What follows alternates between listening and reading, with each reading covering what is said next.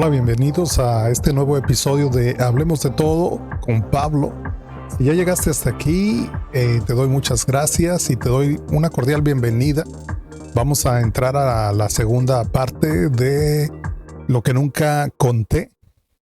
En la búsqueda de respuestas, yo me convertí en un jovencito, empezaba a entrar a mi etapa de rebeldía y, y con muchas y muy preguntón. Dentro de la iglesia empiezo a tener, por decirlo así, eh, encontronazos con gente mayor. Mi rebeldía era, pues, de cierta manera incomprendida, ¿no? O sea, ¿por qué me dices que no? O sea, explícame por qué, o sea, dejo de hacerlo, pero dame la razón, el por cuál me lo estás negando, por qué me estás prohibiendo. Y era más con gente fuera de mi casa que dentro de mi casa. O sea, muy poco. Bueno, también sabía que me atenía. Mi papá no me iba a tolerar o mi madre. Entonces, pero sin embargo, por gente adulta de la iglesia, a lo mejor de cierta manera fui grosero, ¿no? Y porque en esa etapa de mi vida, más o menos ya a los 12, había todo era pecado. Absolutamente todo era pecado. Entonces, yo siempre, ¿y por qué dices que es pecado? Y no me importaba quién fuera, o sea, y más en los adultos, ¿sí? Porque pues los de mi edad, pues, ¿qué podían alegar conmigo, no? Y, y yo les decía, "Pues, es que no te entiendo, o sea, ¿por qué me lo niegas?". Por ejemplo, el ir al cine, ¿no? El ir al cine, eh, me sacaban el texto ese que dice, bienaventurado aquel que no anduvo en camino de pecadores ni en silla de escarnecedores se ha sentado. Sí, el Salmo 1. Y yo decía, bueno, ok, pero ¿qué es lo que vas tú a ir a ver al cine? Decía yo, para que sea pecado, para que yo no me siente en la silla de los escarnecedores. Entonces, con la misma Biblia yo atacaba, ¿sí? Y, y porque no había una respuesta a mis preguntas. En la escuela igual, muy preguntón, y a veces contestaba lo que yo creía lógico, pero no era lo que el maestro quería, entonces me causaba problemas. Empecé con un grado de rebeldía y, y pues eso me empezó a crear problemas dentro de la iglesia. Ah, en la iglesia cristiana, pues nos llamamos hermanos, ¿no? Hermanos en la fe, hermanos en Cristo. Y había hermanas, cuando había campaña, una de ellas que hasta me gritaba en el oído, como diciendo, hey, ¿cuándo vas a entregar tu vida a Dios, a Cristo? Bautízate. Y me gritaba, bautízate. Y yo decía por dentro, esta vieja loca, decía yo, mejor que le hagan un exorcismo en vez de que quiera que yo me bautice, decía yo. Y me molestaba y me salía de la iglesia. Y en muchas ocasiones, ahora te estoy hablando de que yo fui sano de esos problemas que a mí me ocasionaron por lo que pasé de mi infancia y que sentí yo que les comenté que algo salió de mí y que algo entró, que fue lo que me curó y yo paré con esos, situación de sonambulismo, pero se vino esa etapa de mí de rebeldía muy fuerte. Yo, no porque seas,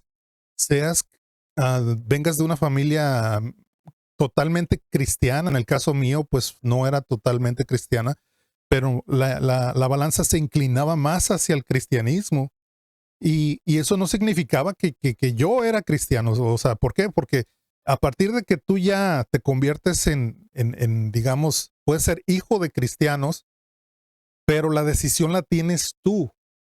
¿En qué momento tú te bautizas? Y reconoces que eres pecador y te bautizas. Entonces, por eso la iglesia cristiana no bautiza a los niños. Un niño, un bebé, pues no tiene la capacidad digamos, elegir, ¿no? Sí quiero bautizarme o no quiero bautizarme, ¿no? Hasta que no tiene uso de razón y sabe lo que es bueno y es malo para esa persona, entonces puede tomar decisiones. Entonces, mi madre por esa parte, ella no se imponía en mí. O sea, le llegará su tiempo, decía. Pero esa presión y esa falta de respuestas me empezó a alejar de la iglesia. Ahora, me alejó de la iglesia, mas no de creer en Dios.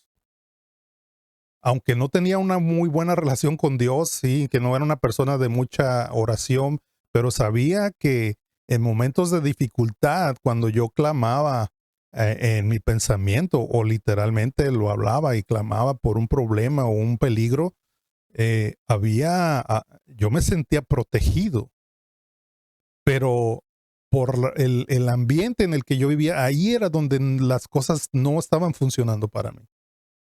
Y yo decidí ocultar esa parte de mi vida que por lo menos mis relaciones dentro de la iglesia sabían, pero trataba que fuera de ahí no.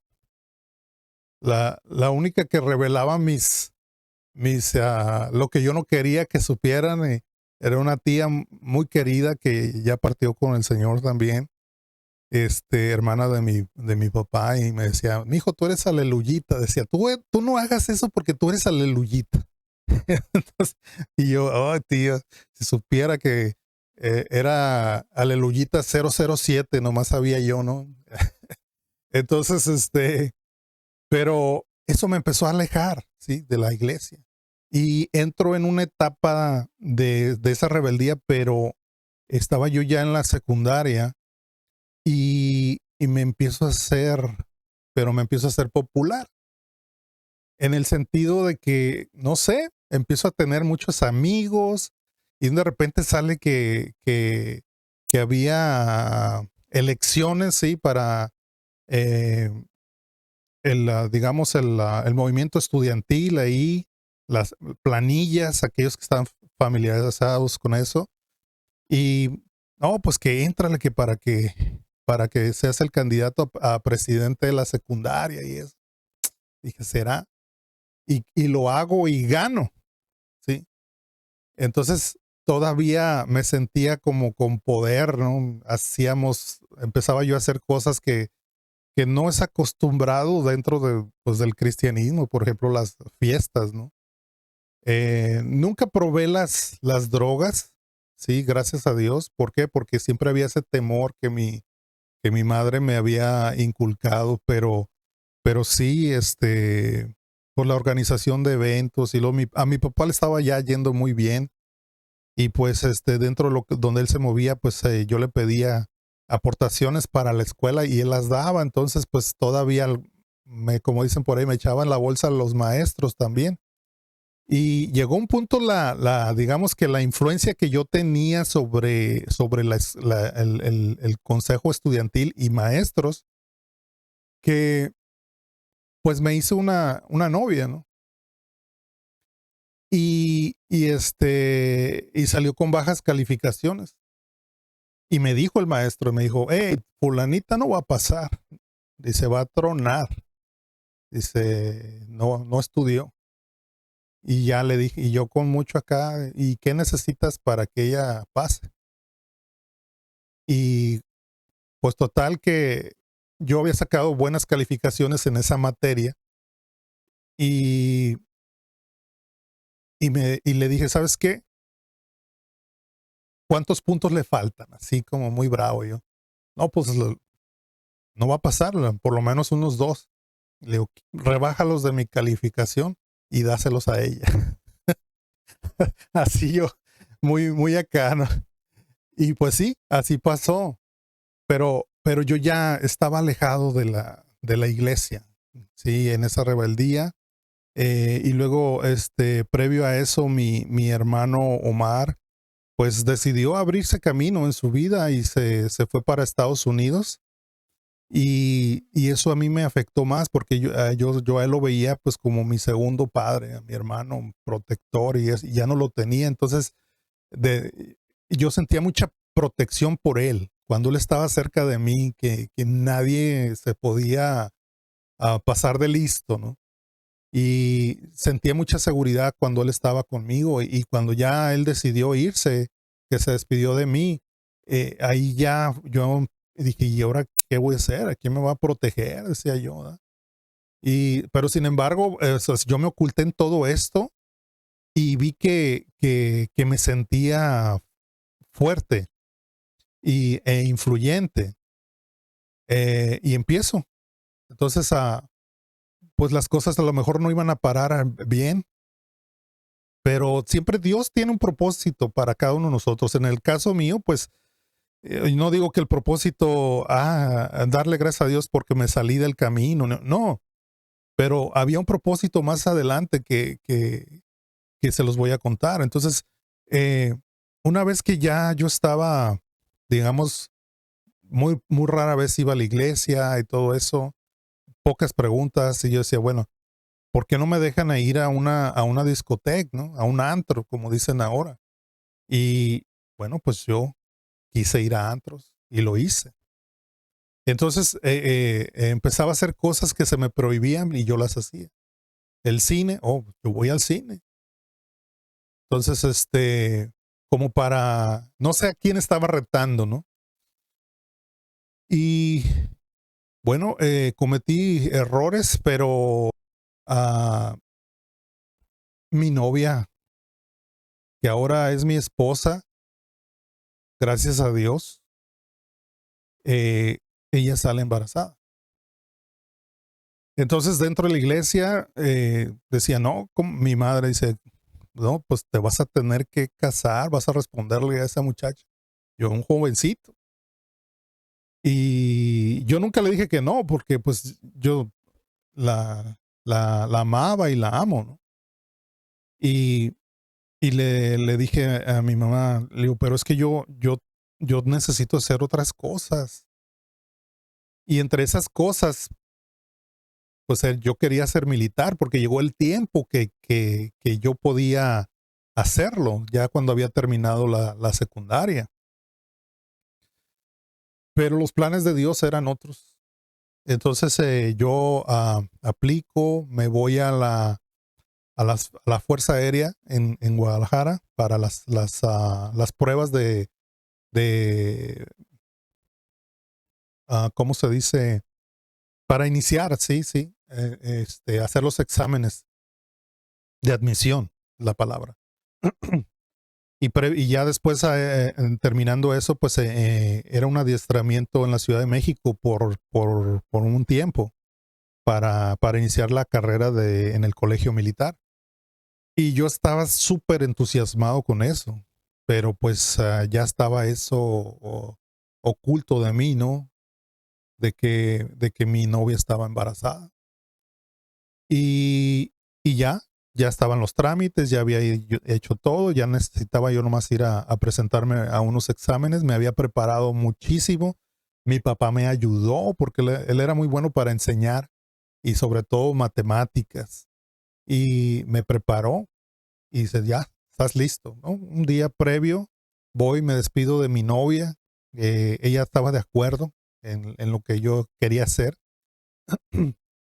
y Y llego y había cerca de donde vivíamos, había una persona que estaba vendiendo hot dogs.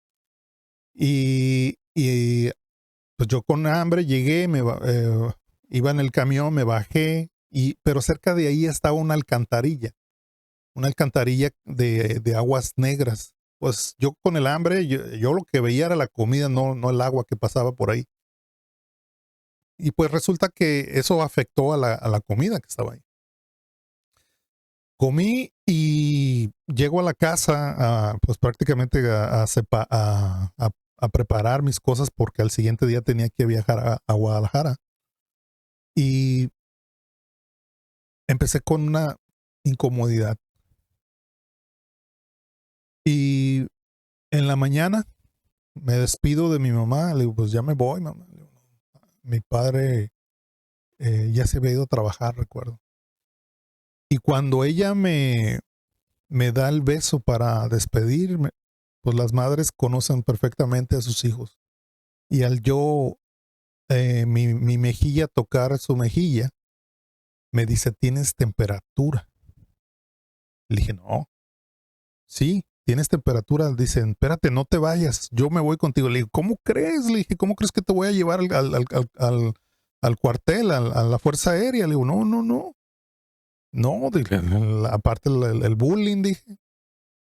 No, no, no. No, yo me voy. Pues yo no sé cómo llegué a Guadalajara. Llegué a la estación del Periférico Sur, donde está la estación del tren ligero. Y yo no sé cómo crucé, pero recuerdo que el tubo donde se agarra uno dentro como pasamanos, yo ponía ahí mi frente digamos, sentir algo fresco por la temperatura, y ese tubo yo lo veía, ahora sí que empañado del calor que yo estaba acumulando. Y llegué a la casa del hermano de mi padre, que por cierto los aprecio muchísimo porque ellos ahora sí que me cuidaron como si fuera uno de ellos, uno de mis primos o primas. Y y empecé, así me llevaban a las pruebas, y yo enfermísimo, cada vez peor y peor y peor, hasta que tuve que salirme de las filas, ya estando en las líneas, para recibir la aprobación de ingreso, y ahí me desplomé. Y llega un militar y me dice, era un, creo que era un teniente, y me saca de las filas, y la gente, los que estaban ahí pensaban que, pues que me iban a castigar o algo, ¿no? Pues me llevó a un lado para sacarme de ahí, y ya me dice, ¿sabes qué? Así no puedes continuar. Dije, no, me siento muy mal. Y ya me lleva con sus superiores, y ahí pues me dijeron, bueno, te esperamos el próximo año porque todo salió bien, excepto que no te sientes bien. Y pues obviamente ellos no iban a aceptar a una persona enferma, ¿no? Una responsabilidad de esa magnitud. Me llevan, y no encontraban que tenía, pensaban que tenía cólera. Y lo que pasó es que se me hizo una infección en la apéndice, y me tuvieron que operar de emergencia. Y ahí fue cuando ese sueño se apagó.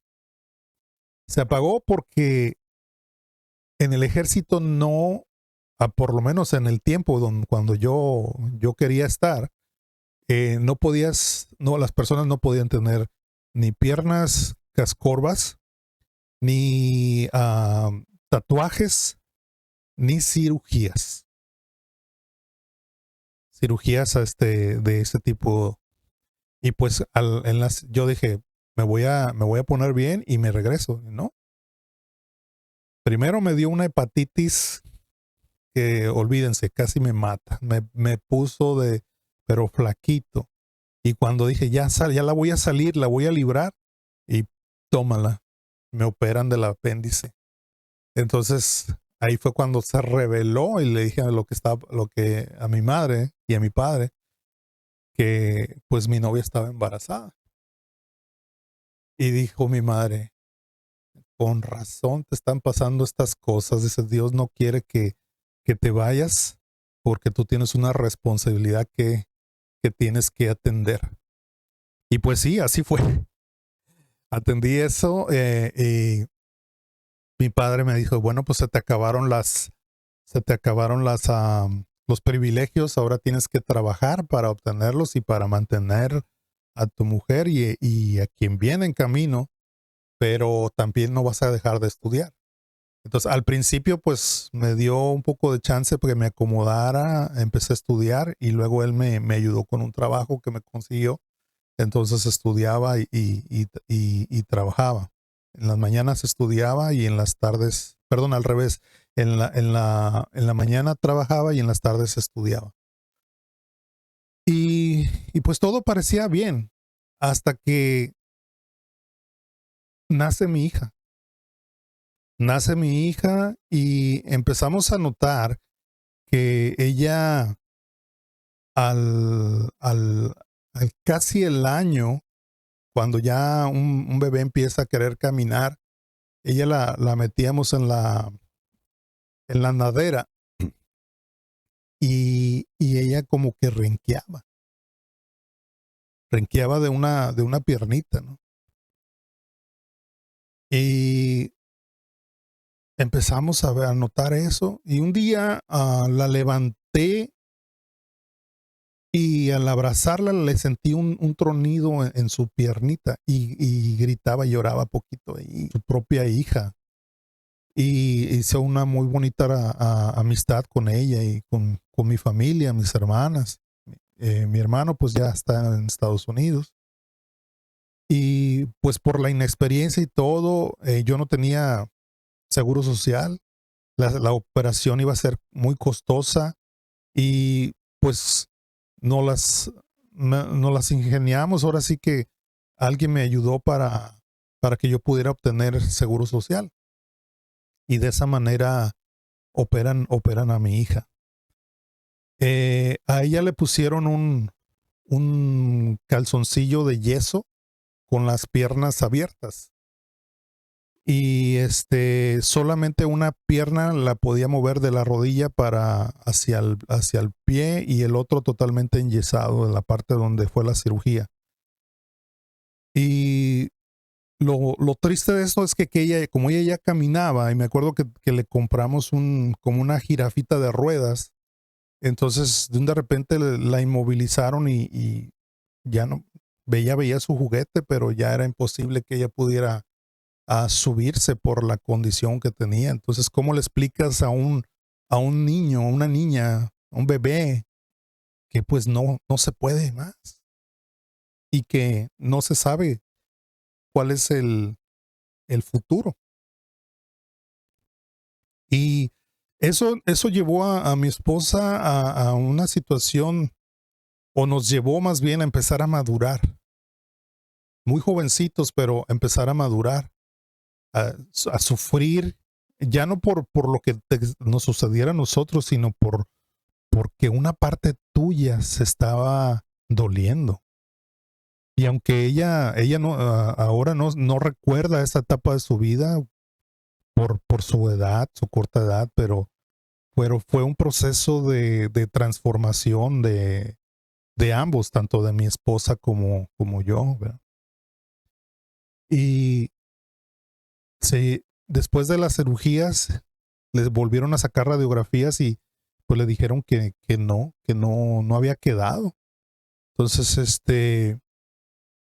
procesos de llevarla a citas y más citas y yo tener que trabajar duro. Tuve que dejar por un tiempo la escuela para trabajar más porque se necesitaba más dinero. Aunque tenía el apoyo de mis padres, pero el dinero pues se necesitaba. Y, y mi esposa empieza a recibir el consejo de mi madre, diciendo, deposita tu confianza en Dios. Y, y ella empieza a orar, algo porque hay una gran diferencia entre rezar y orar. Rezar es algo repetitivo, ¿sí?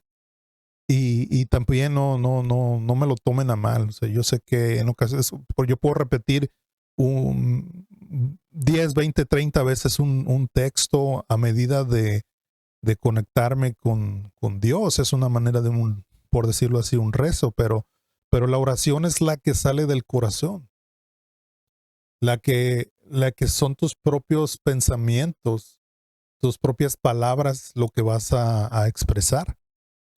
Y mi esposa empezó a aprender eso. Pero dentro de mí seguía abierto cierta rebeldía. Ahora era como, ¿por qué me tuvo que pasar a mí? O sea, ¿y por qué no, verdad? Entonces,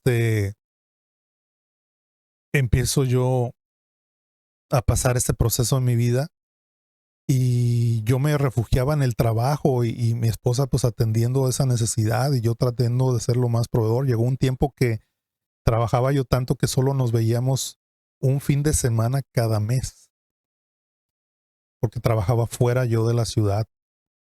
Y, y pues ella atendiéndolo a mi hija, hasta que yo tuve que salir a buscar. Yo dije, necesitamos más dinero. A ella yo no pensaba que ella iba a volver a caminar. Y yo tenía que irme, ¿no? A Estados Unidos para traer mejores ingresos. Y lo hice solamente por 6 meses. Pero previo a eso yo no veía a mi hija todavía caminar. Tenía un aparato, le pusieron un aparato. Y yo le dije al Señor, si tú las sanas, yo me bautizo. O sea, yo condicioné a Dios la sanidad de ella por mi bautismo. Nunca lo hagan. Nunca te pongas a negociar con alguien superior a ti que lo desconoces totalmente. El poder tan grande. Y, y recuerdo que, pues sí, yo seguía con mi rebeldía.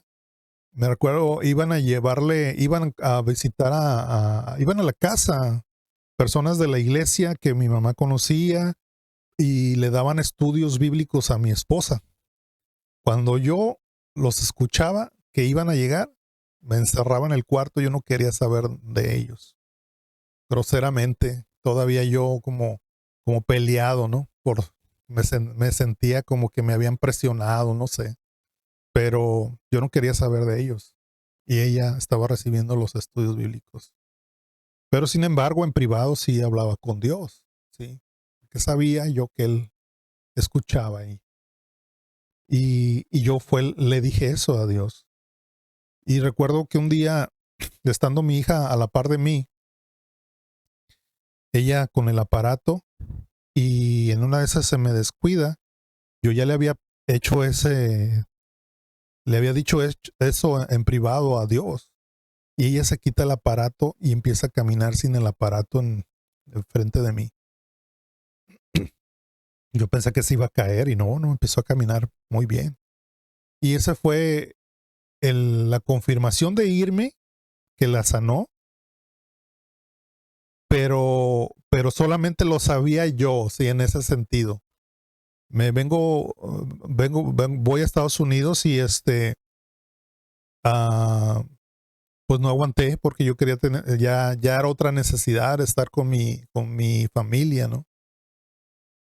Y, pero mi esposa sigue recibiendo los estudios bíblicos y yo acá empiezo a entrar en una necesidad de mi familia, una tristeza, y vino a mi memoria lo que yo le había dicho a Dios. Entonces, en eso me viene a la memoria, dije, no, yo no he cumplido. Y lo hice, me bauticé.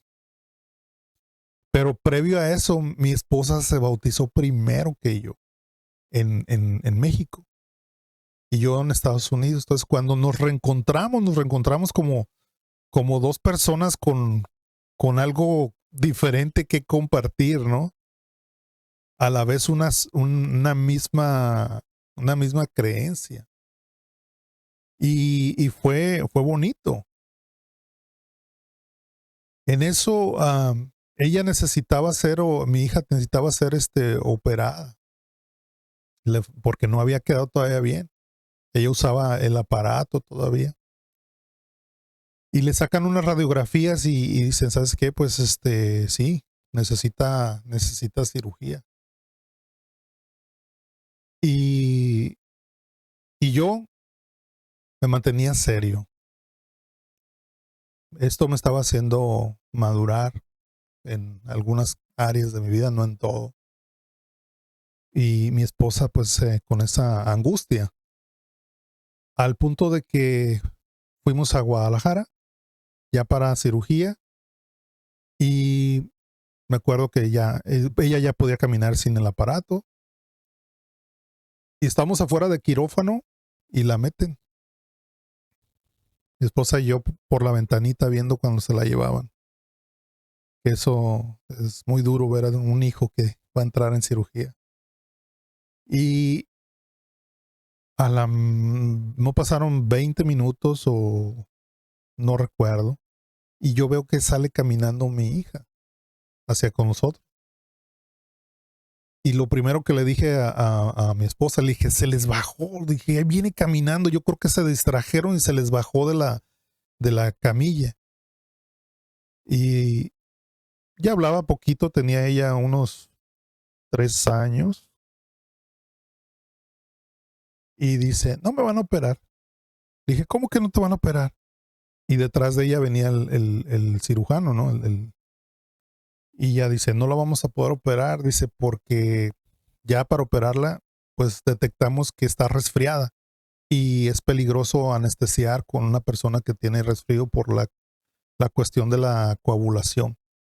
Entonces la vamos a posponer. Bueno, nos fuimos. La vuelven a programar, volvemos a ir y otra vez se volvió a resfriar. Ya como que ya me empezaba yo como que otra vez y lo mismo. Bueno, la tercera es la vencida, ¿no? Y vamos otra vez, programada para cirugía, y el doctor dice, ¿sabes qué? Como ya han pasado varios meses, vamos a ver qué progreso, si hubo algún progreso, o para tener radiografías frescas. Entonces, se la llevaron, le sacaron radiografías y no venían, y no venían, y no venían. En eso mi esposa va con el doctor a buscar qué estaba pasando. Tardó mi esposa y yo ya desesperado, ¿qué pasa y qué pasa? Pues regresa con ella y venía llorando. Y yo pues sí me asusté, dije, ¿qué pasó? ¿Qué detectaron? Y dice, ni sabes lo que me acaba de decir el doctor. Y le digo, pues qué, ya dime, le digo, ya suéltamela como es. Y dice, pues le sacaron las otras radiografías y empezó a analizarlas y todo. Y me dice, ¿usted cree en algo? Y dice, sí, dice, yo creo en Dios. Dice, pues yo no sé en lo que usted cree. Yo lo único que le puedo decir es que a lo que usted cree, vaya y dele gracias, porque su hija ya no requiere cirugía. Y esas lágrimas eran de agradecimiento con Dios. Entonces, mi esposa conoció por medio de la fe a Dios a través de mi hija. Se reafirmó y ella creyó más en él. En el caso mío, quitó esa parte que me estaba incomodando, demostrándome, mira, tú cumpliste, yo voy a cumplir también, porque pues Dios no es un Dios mentiroso, él lo que dice lo hace. Y pudimos experimentar el milagro en mi hija. No quiero decirte con eso que fuimos los perfectos cristianos, no. Hay un proceso más, un proceso tal vez más doloroso, pero eso te lo platico en el siguiente episodio. Gracias por haberme escuchado y recuerda que estás en Hablemos de Todo con Pablo. Dios te bendiga.